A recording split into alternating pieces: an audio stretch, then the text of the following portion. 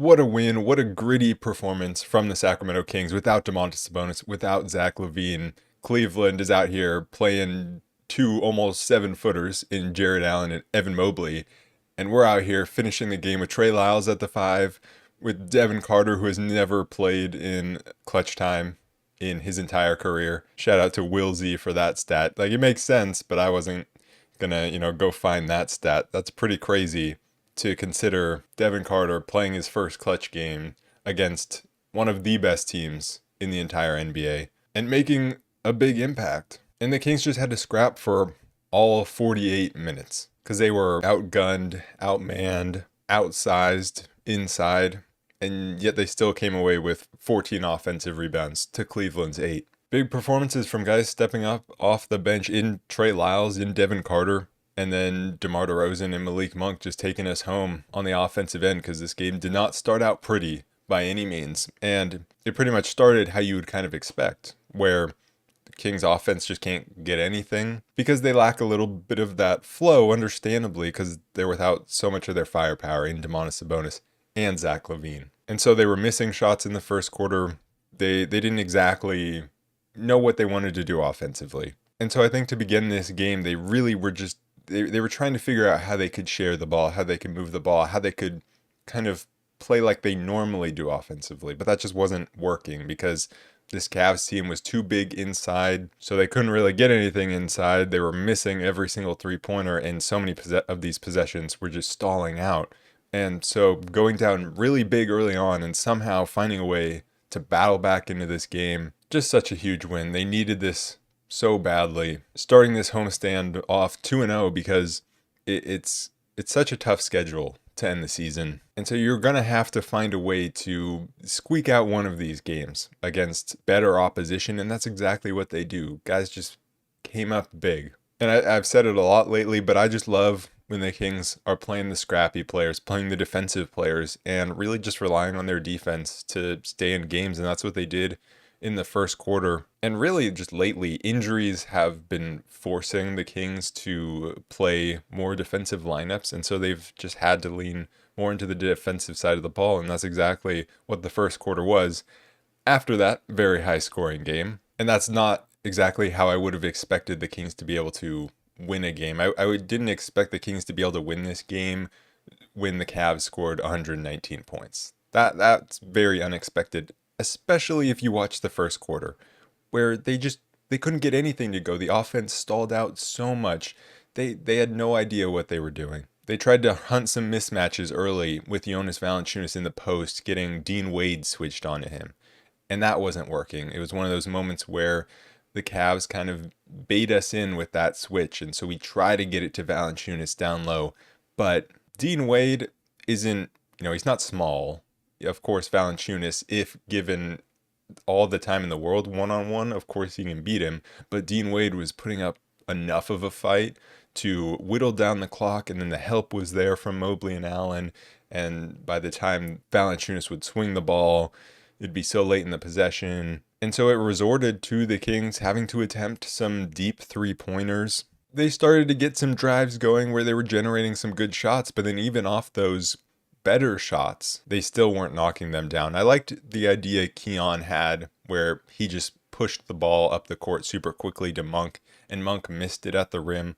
But that was what the Kings needed to really do, is speed the game up to get easy looks at the rim in transition, because it was going to be so difficult to do that in the half court. Defensively, you had Evan Mobley going right at Keegan, and it's not like Mobley was scoring every single time he went inside. There were definitely misses, and I felt like a lot of the times when Mobley would go at Keegan, Keegan played it as well as he could, forcing a little bit of a tough jump hook, and Lyles the same when he was guarding Mobley. But Evan Mobley just had a very good game attacking inside. He ended with 31 points, not to mention knocking down the three. 4 for 5 from 3. Like that's the tough part, because we already are giving up so much size on the inside. So then if he can step out and hit a 3, like there's nothing you can do about that. And so the Cavs, having Mobley be able to attack inside, having Jared Allen, who just had this speed advantage on Jonas Valanciunas, diving to the rim in these pick and rolls, while we had to deal with Donovan Mitchell and then they have two shooters in the corners. It was just really tough to defend. It was testing Valanciunas' mobility, it was testing Keegan's strength inside, and it was testing DeMar and Malik's closeouts. And there were a couple possessions early on. One where Malik kind of got caught ball watching inside, and then another one where DeMar just helped in too much unnecessarily, and they generated some open threes. And so it was really going to take everyone being super locked in defensively to be able to win this game. Malik Monk did hit a three early on, which was a super good sign because he has been struggling, but last game he went 4 for 8. He hit an early one here and ended up going 4 for 7 on the game, hit 4 of 5 in the first half. And then the bench came in, and that's really where the defense came from, and that continues to be a theme. Even when Keon Ellis gets into the starting lineup because Zach LaVine is injured, the bench still brings the defense, even without Jake LaRavia being on the bench this time. And so everyone on the bench was bringing it in, the guys in the starting lineup as well. It was a lineup of Devin Carter, Keon Ellis, DeMar DeRozan, Trey Lyles, and Jonas Valanciunas. And so everyone was chipping in defensively, like even DeMar, I thought was having a solid defensive game for his standards. I thought he was pretty locked in on that end, but it really was all about Devin Carter recently earning his minutes over Markelle Fultz, which is great. And last game had all those steals against the Grizzlies and really helped spark a run. And here he does it again and does even more offensively now, and was able to earn a bunch of playing time with Keon Ellis getting into foul trouble later, earn a bunch of playing time, earn 31 minutes. And it wasn't just him coming out and being hot from three. He did hit a couple threes, but it was obviously the defensive end, which is where he's going to earn a lot of his minutes. But also what he was doing outside of that defense and really from the defense was pushing the ball in transition. That's something that I think he's been doing really well, because with that bench unit in, it was a lot of DeMar DeRozan having to find things in the mid-range. That's kind of just what it had to be. There wasn't much else that we could really go to, and DeMar was getting some favorable matchups, and so it was him getting to the mid-range and either rising up or trying to draw attention and then moving the ball from there. And so whenever the Kings could get out and push the pace, it was extremely important for them to do that. And I thought Devin Carter did really well in that. And then Trey Lyles coming in, having a great game. Right when he came in, he passed up an open corner three. And I was just like, you can't do that, because the Kings offense had been struggling and the Cavs had sent some numbers at DeMar. They're loading up against him. They realize he is our main source of offense. And so DeMar kicks it to Lyles and he passes up that three. And I'm like, that's just going to allow the Cavs to load up even more on DeMar DeRozan, which we can't have. But the thing about Trey Lyles, sometimes he passes up that first one, but he's not going to pass up the next one. He didn't. He took a few more, missed them, but it's just important that he's taking those open looks, and eventually knocked one down, I think, in the second quarter. But even though the Kings couldn't hit a shot to save their lives, they still needed to be taking those shots. And I thought Lyles also came in and was very good defensively, especially when he got to the 5 spot, having to defend much bigger players and doing a lot of work inside. The physicality was great from him. Also got an offensive rebound, got to the line, just doing all the dirty work. And then we saw some interesting lineups with 3 guys being out for the Kings. That opens up a spot for Markelle Fultz. And so Fultz was playing alongside of Monk and Devin Carter. So Markelle Fultz kind of playing as a wing, which he does have some size and length. And so it is nice that he can fill in that spot. The Kings did sign Terry Taylor to a 10-day, which is cool because Terry Taylor has been balling out in the G League, but it's not like they really want to play him. So they go to Markelle Fultz for a few minutes, kind of playing as a wing. And the Kings made a little push at the end of the first quarter, which was super important. Keegan knocking down a 3. He really struggled with his shot in the first half. And then again, we had a nice defensive possession from Devin Carter. He pushes the ball up the floor and gets it to Monk for a 3 to end the quarter, 22-15. And so it kind of felt like a disastrous quarter in a lot of ways for 3 quarters of it, just because we couldn't hit a thing offensively. But only being down 7 when you're lacking so much firepower offensively, it was not a bad way for us to end that first quarter. And the second quarter started, that's when the threes really started falling. Well, end of the first quarter, into the second quarter, when Markelle Fultz is hitting a corner three, you know things are going well. Fultz also hit a nice mid-ranger that was kind of created by Malik Monk driving, Fultz wrapping around from the corner. It was just a nice play, but a lot of the Kings offense was Malik Monk at the start of the second quarter, whether it was him driving and creating, which he did a very good job of. He just did a great job of attacking the paint and being in control most of the time. But then he just got hot from three, which is, like I said, such a nice thing to see because he's been struggling from three. If he can heat up for this last little bit of the season, that would be massive. They need him. Mobley was doing his best to answer back both inside, but also stepping out and hitting a three. But there was a play where Devin Carter comes with the help defense and has just a great contest.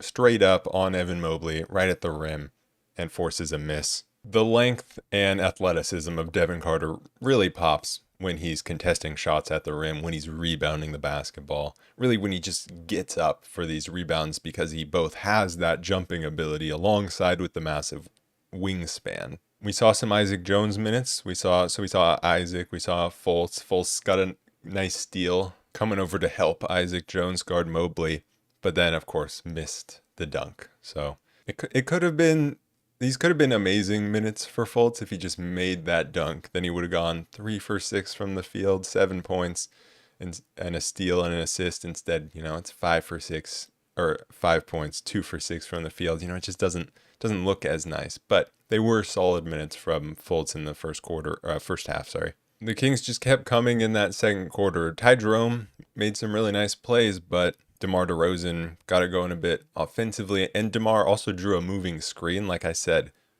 not a terrible game defensively from DeMar. Keon heated up from three. He ended the game 3 for 3 from three. And really, at that point, the only guy struggling offensively was Keegan, missing a lot of shots. But DeMar was just getting his mismatches. The Kings got within 2. There was a great defensive possession from Keon Ellis, navigating screens, forcing a miss from Ty Jerome, I think it was. Actually, those were 2 different plays.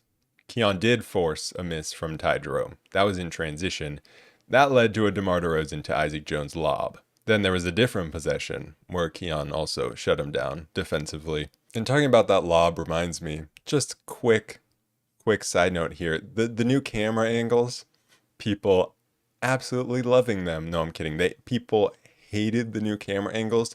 For me, I actually didn't hate them, but I think the reason that I didn't hate them was because I was watching this game on my computer monitor. And so I was like really close to the screen. Normally I'm watching on a TV from further away. So I think me being close to the screen when we have these camera angles that are super far away, like it's not as bad for me. And so honestly, what I'm thinking is when, NBC is putting these together, they're looking at it on a monitor up close and they're like, ooh, this looks good. But then when you actually like watch it on a TV from your couch, like most people are doing, it doesn't look so good because you can't see anything because you're so far away. So it's just funny because I started watching this game late. So I look on Twitter before I watch the game and everyone's just ranting about these camera angles. So I was like, all right, I got to see what this is about. But anyways, back to the game. Valanciunas got some nice looks inside, but the Kings did miss quite a few good looks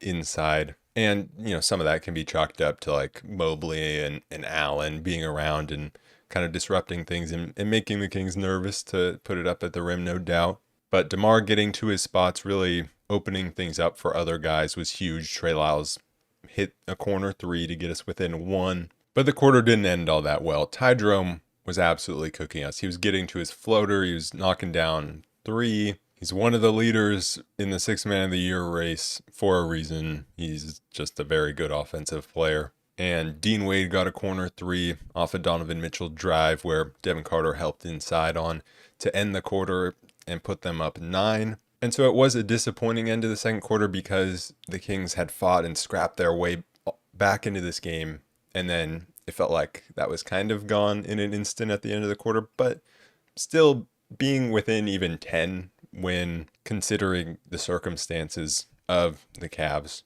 being one of the best teams in the NBA, only having 12 losses coming into this game.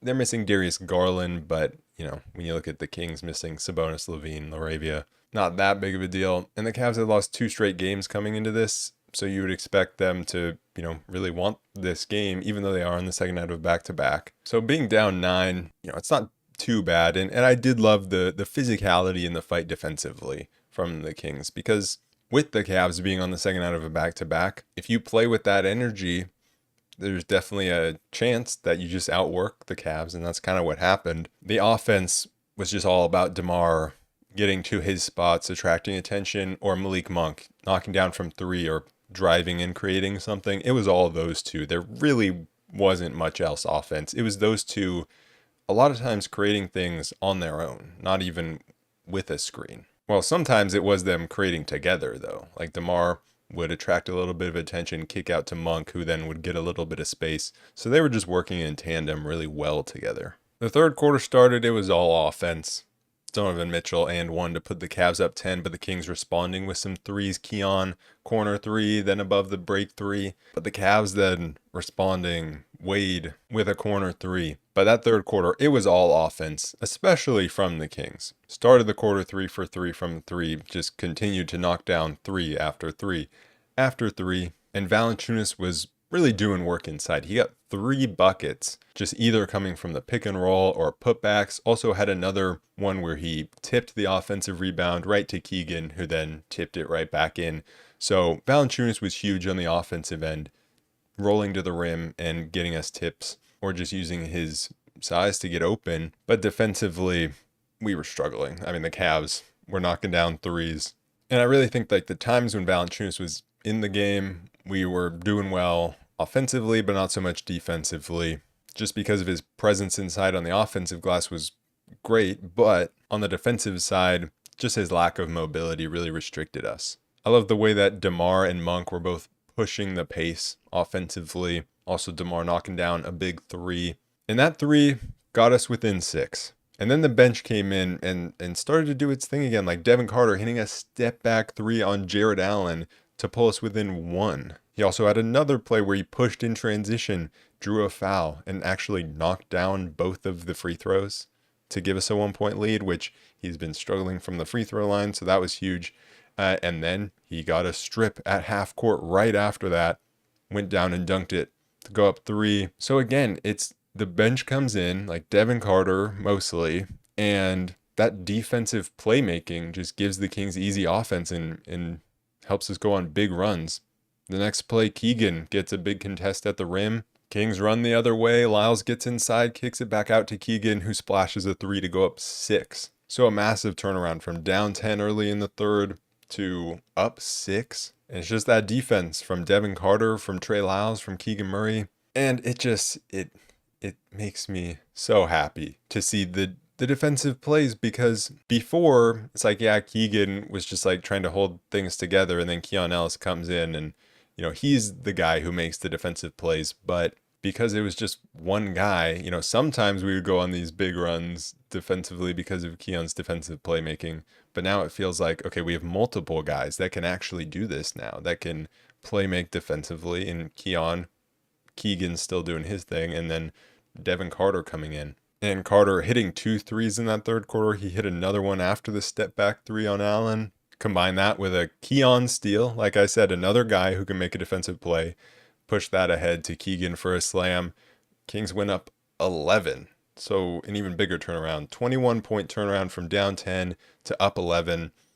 Then the last 2-3 minutes of that third quarter was really bad. So we got it to this point. Then things went downhill. Keon picked up 2 quick fouls, including a moving screen, which was just like that was a bad foul for him to pick up. So he had 4 fouls. He had to come out of the game. And Evan Mobley just started cooking us inside, in transition, then outside as well. And the Kings had some foul issues. Trey Lyles going for an offensive rebound, committed a loose ball foul. But we were in the penalty, so the Cavs just get to go shoot free throws. And a few turnovers, a backcourt violation by Malik Monk. So the Cavs answered right back, making things happen defensively to spark their offense, and Evan Mobley carrying them. And took a 1-point lead, but Keegan hit a big 3 to retake that lead. At the end of the quarter, Keegan really heated up in the second half after struggling in the first, and we needed him. So it wasn't a great end to the third quarter, but it still felt like a win because you had been down 10, you're up 2 going into the start of the fourth. And the thing about a game like this is anytime you're up or even close, it feels like a win because you come into it with not high expectations at all. But the Cavs came out firing in that fourth quarter. Evan Mobley hit 2 threes. DeAndre Hunter also hit 2 threes. Cavs went up 5 at one point. Also, Keon Ellis picked up his 5th foul. And 2 of the fouls that he picked up were him just trying to hold his ground inside. And, one, Ty Jerome steps on his foot. And another one earlier in the game was Donovan Mitchell, like trying to back into him or whatever. And he kind of pulled the chair. So those were the fouls that were frustrating for him. So he had to come out of the game. But Devin Carter had a really nice drive and layup at the beginning of the fourth. The offense was struggling, though. The Cavs, again, were just kind of clogging up the driving lanes. And it was a lineup of Malik Monk, Keon Ellis, Devin Carter, Keegan Murray, Trey Lyles. And so while there is some three-point shooting in that squad, they were backing off Devin Carter a bit. And just the length of the Cavs was really bothering us, and their ability to recover out to shooters is really good. So the Cavs went up 5 around 7 minutes to go. DeMar answered with a 2 after that DeAndre Hunter 3. Answered with a nice midi, and that was a big shot to be able to kind of settle us down. But Jared Allen, offensively for them, he was just really taking advantage of Valanciunas' foot speed, and he was getting around him, finding these angles. And so Trey Lyles had to come in and he had to finish the game at the 5. And I think that was absolutely the right decision. After I was extremely critical of some of the lineups that we put out late in that Memphis game, much better in this one. And it really is like the injuries forced the hand of the Kings to actually play some balanced lineups. But it was a very good decision to end with Trey Lyles over Valanciunas, because even though Lyles is smaller and they're playing Mobley and Allen out there, I mean, they just had to battle because Lyles was better defensively because of his foot speed. And Lyles and Keegan were just battling in the paint the entire time. And right when Lyles came in, he pressures Jared Allen up top, forces a turnover. It goes to Keegan. Keegan pushes it forward to Lyles for the slam. The next possession, he's diving on the floor, almost forces another turnover.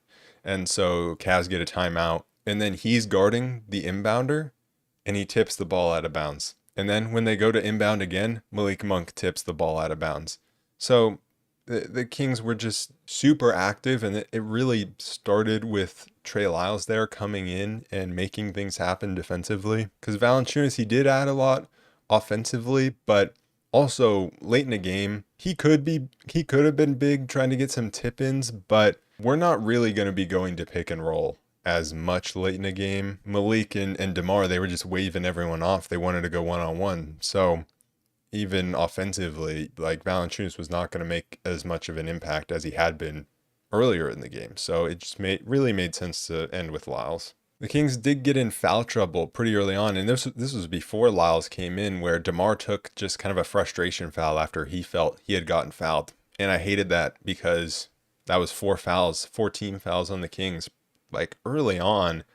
And so then for Trey Lyles to come in and still remain as aggressive as he did defensively and not pick up fouls was big time. I mean, it could have gone the other way. He could have fouled, and that would have been rough, but props to him for still coming out aggressive defensively despite us being in the penalty. So the closing lineup was Malik Monk, Devin Carter, because Keon had 5 fouls, and I'm sure Keon, has planned that Keon would come back into the game, but Devin Carter was just playing so well, so kept him in. And then DeMar, Keegan, and Lyles. DeMar just hit big shot after big shot in the fourth quarter, hit end of shot clock 3 just to bail us out.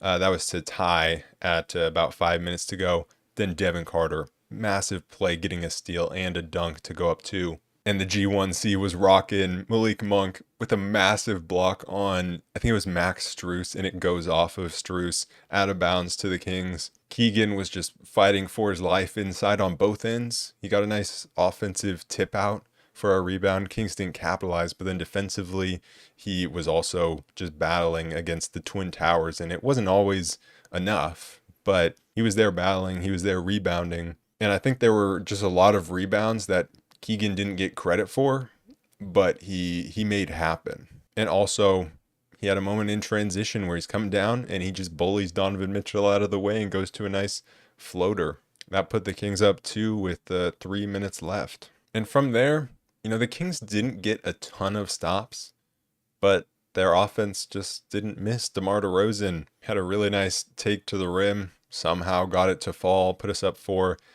Then Devin Carter fouled Donovan Mitchell on a 3. That's not great. I thought at that moment, like, okay, maybe Keon Ellis is coming back in here just because of that mistake, but no. And the Kings started to kind of go back and forth with Donovan Mitchell. It was DeMar on one end, Mitchell on the other one. I mean, the difference was when the Kings missed, then Lyles was there for a big putback.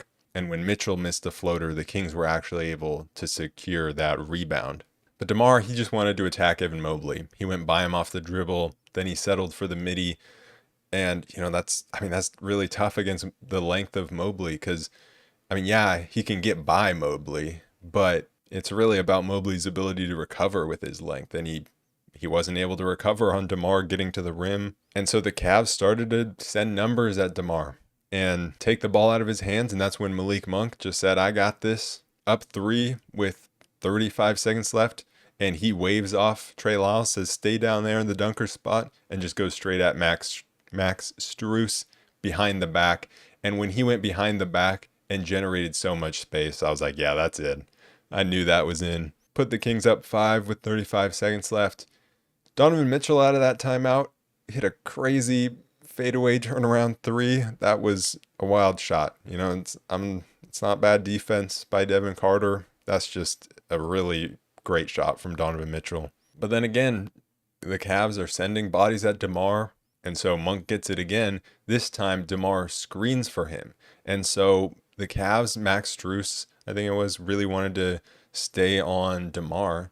And that gives Monk just enough space to come around the screen, get downhill. I think Mobley fouled him, got to the line, knocks down both, goes up 4 with 12.8 seconds.